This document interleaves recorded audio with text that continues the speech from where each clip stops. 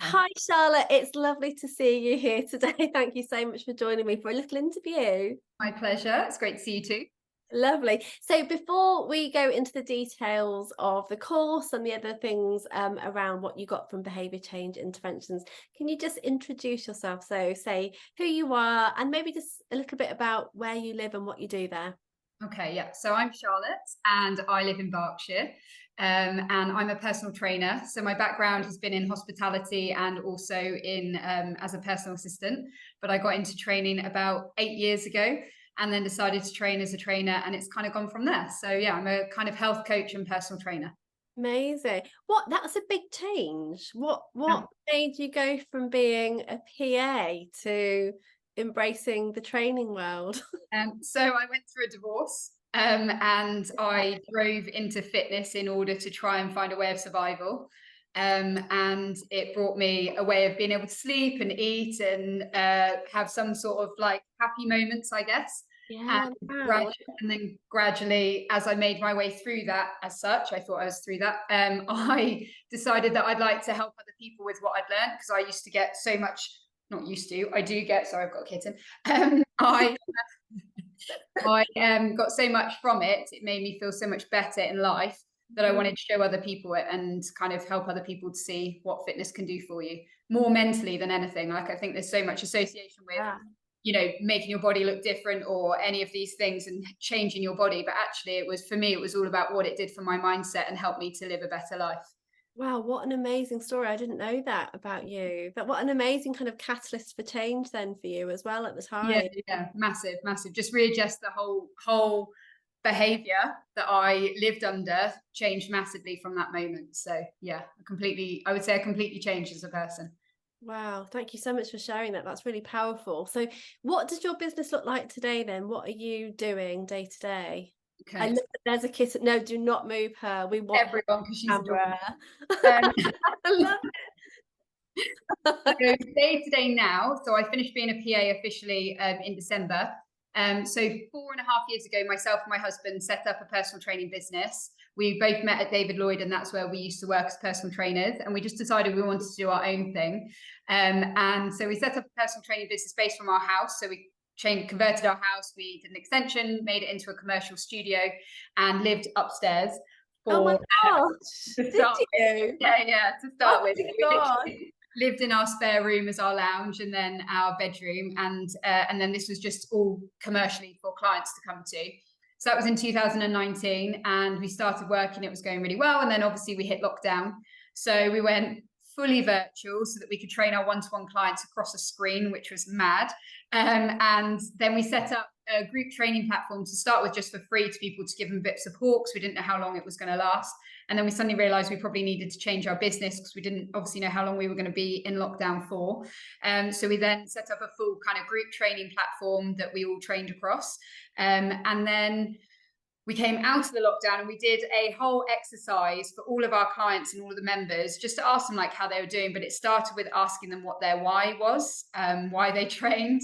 And we wanted to understand deep internally why they trained. And we sent it to all our clients and all the members that work with us, and it asked them like what they wanted to see from our business going forward, etc. And one of our clients came back saying, this really made me think, and I want all my staff in my business to have what I have, and I train with you. So I want you to come and meet them all, and maybe, I don't know how it's going to work, but maybe they could PT with you and the business will pay, and let's just have a chat. And we were like, okay.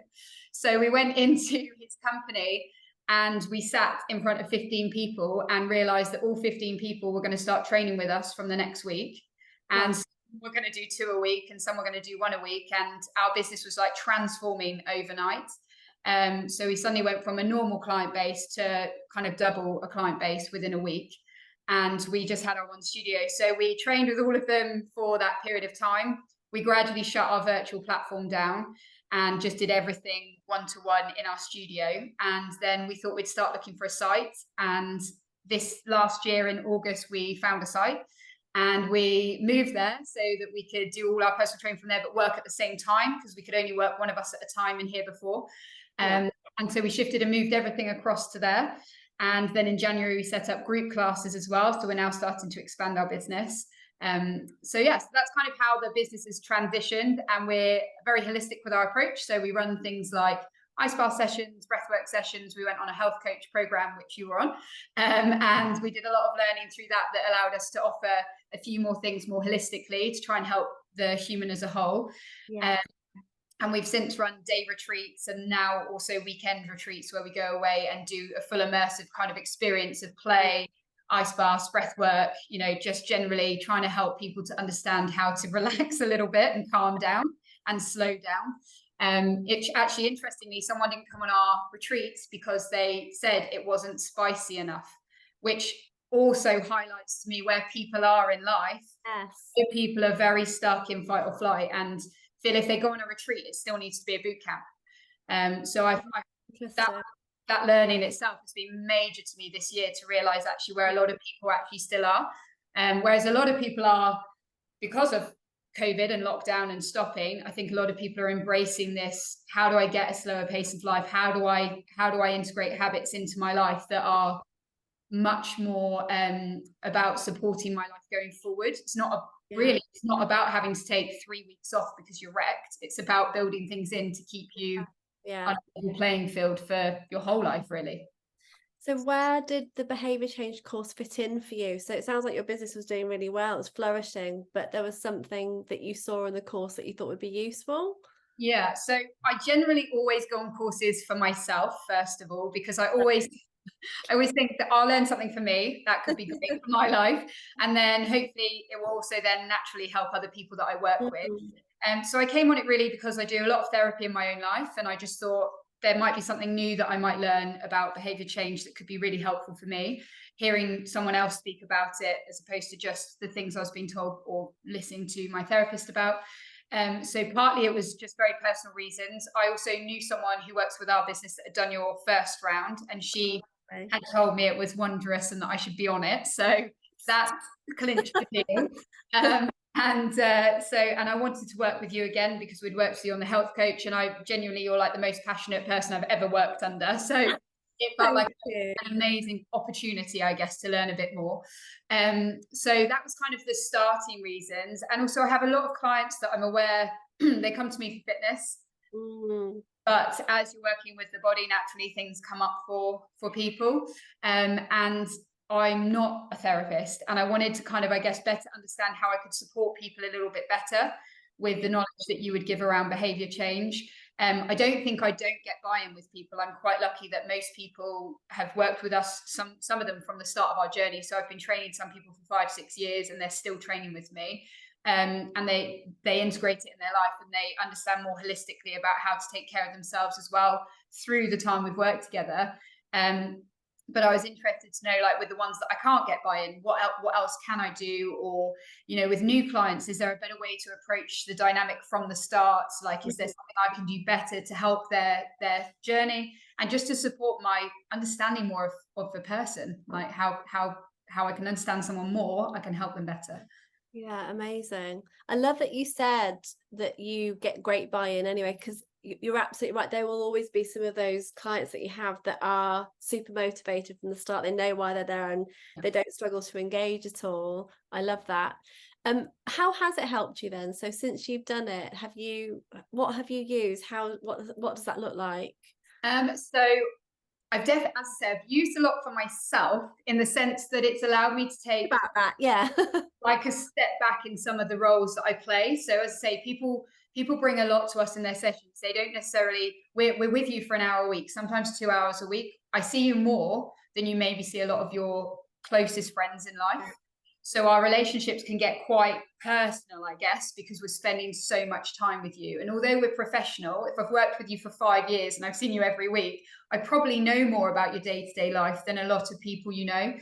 And when we're working on someone's body, a lot can come out for them, or they can feel more open and ready to share. So we get told a lot of information, and I try and stay as professional as I can in that. But I think the course really reminded me of those boundaries that I should have in place, partly just to protect myself and my mental health, but also because I don't have the answers for everyone. That, you know, you need to find your own answers through your own work. But I was able to kind of make sure I was keeping my boundaries definitely very professional in that situation. which was a great reminder around kind of roles we can play in life. It's helped again into my personal life as well in that respect. Little things like nudge theories and being able to nudge people a little bit more efficiently and help people to get back in if there was people that had kind of disappeared more from our class basis. It helped me with that. So people that maybe haven't used all their passes, I'm like, why is that happening? And maybe just a simple quick message just to nudge them back in. Different things that have helped me to get people back on board, I guess. And just I say just a bit more of an understanding and a bit more compassion in towards people, I guess. I'm always looking to try and find ways to support people, and sometimes it's just about understanding that someone's having a hard time and it's nothing to do with me or my training session. And my training session is still just as good. They're just having a rough day, and actually holding that space for them, trying to make sure I'm giving them everything they can have to thrive going forward.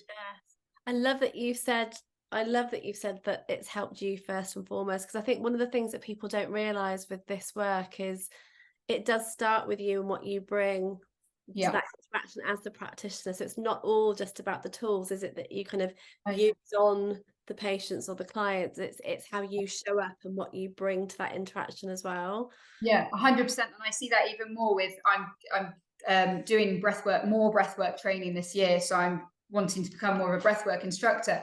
And I fully feel that and understand, like, I can only give this person what I've got available. So therefore I have to keep myself topped up. I have to make sure I'm keeping my nervous system as regulated as possible. And I've been able to realize through the course, there's been moments where a lot of my clients will train and then we'll just do a little 10-minute breath work at the end. So just something to calm their system. And there's been a couple of sessions where I've known I'm not in a very good place today.